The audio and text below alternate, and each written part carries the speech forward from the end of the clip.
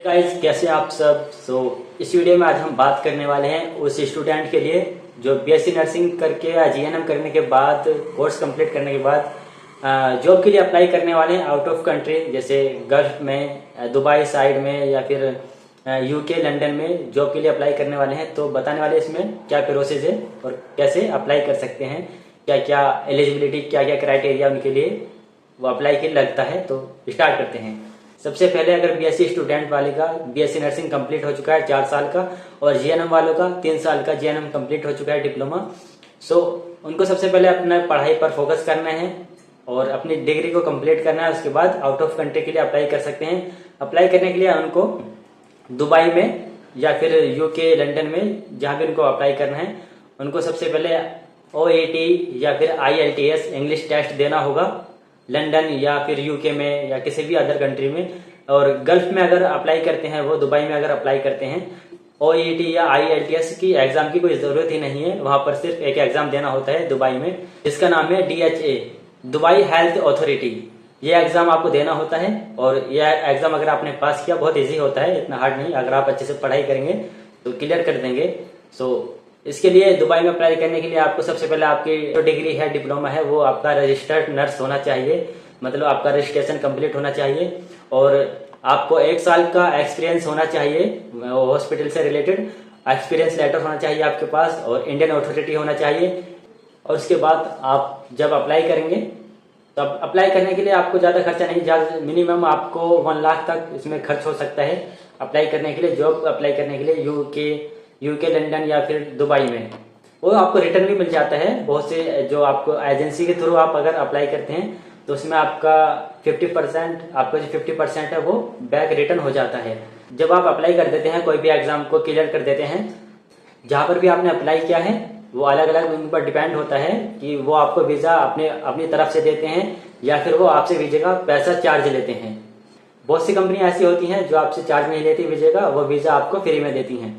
और इसके बाद आपका प्रोसेस कंप्लीट हो जाता है जब आप अप्लाई करते हैं जॉब में। कुछ एजेंसी ऐसी होती हैं जो आपको दुबई में ऐसे छोड़ देती हैं, वो जो जॉब आपको खुद ही अपने लिए अप्लाई करनी होगी, वहां जाकर आपको ढूंढनी होगी जॉब, गवर्नमेंट हॉस्पिटल में, प्राइवेट हॉस्पिटल में, वहां पर आपको खुद जॉब ढूंढनी होगी। बहुत से ऐसे होते हैं जिनको 1 महीने में, 2 महीने में या जाते ही जॉब मिल जाती है, किसी को 2 महीने में नहीं मिलती, 3 महीने में नहीं मिलती।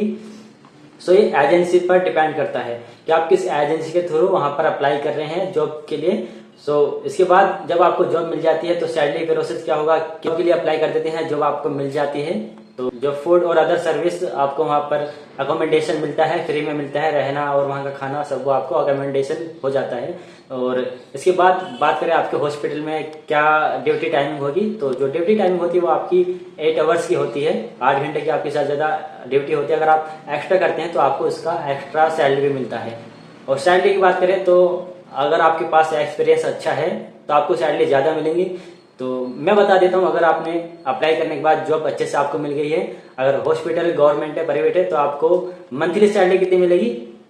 अगर बात करें हम दुबई में, तो दुबई के हॉस्पिटल में आपको सैलरी, दुबई के करेंसी की बात करें तो 3000 UAE, तो इंडिया की जो करेंसी है, इंडिया की दुबई की 3000 और इंडिया के मिनिमम 1,10,000, 1,10,000 मिनिमम इंडिया की सैलरी जो करेंसी है इतना होगा, और जो दुबई की सैलरी है वो 3000 UAE होगा।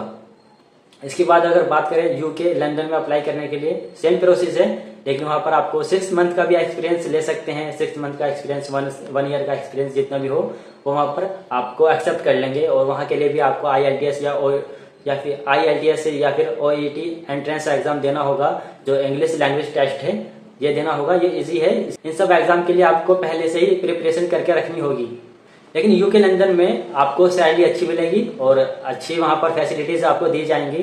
वहाँ पर भी वही सब आपको फूड अदर सर्विस फ्री में प्रोवाइड की जाएंगी। और ड्यूटी टाइमिंग यही है, वीकली आपको 2 डे 3 डेज आपको वहाँ पर जॉब करनी होती है, 8 आवर्स, बाकी आपका हॉलीडेज रहता है। बात करें अगर सैलरी की, तो सैलरी का प्रोसेस भी यही है वहाँ पर यूके लंदन में। अगर बात करें यूके में हाई करेंसी है, सबसे ज्यादा दुनिया में करेंसी हाई कुवैत की है, कुवैत की हाई करेंसी है दुनिया में सबसे ज्यादा। अगर हम बात करें यूके लंदन की सैलरी आपकी नर्सिंग में कितनी होगी, तो अगर बात करें यूके के जो करेंसी है पाउंड, यूके में पाउंड करेंसी चलती है, हमारे यहाँ पर रुपये चलते हैं।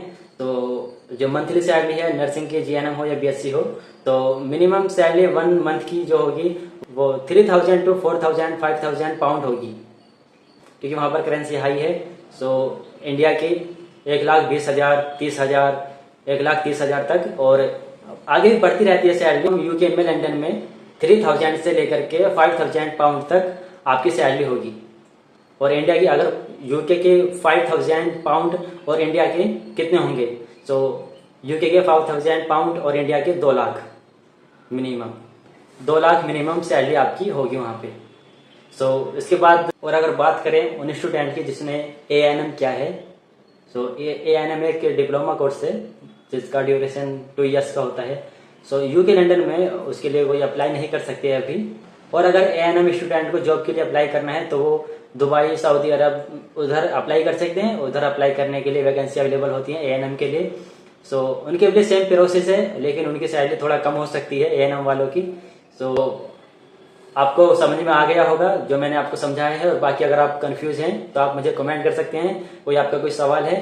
सो मिलते हैं नेक्स्ट वीडियो में, तब तक के लिए थैंक यू, शुक्रिया। वीडियो को शेयर कीजिएगा।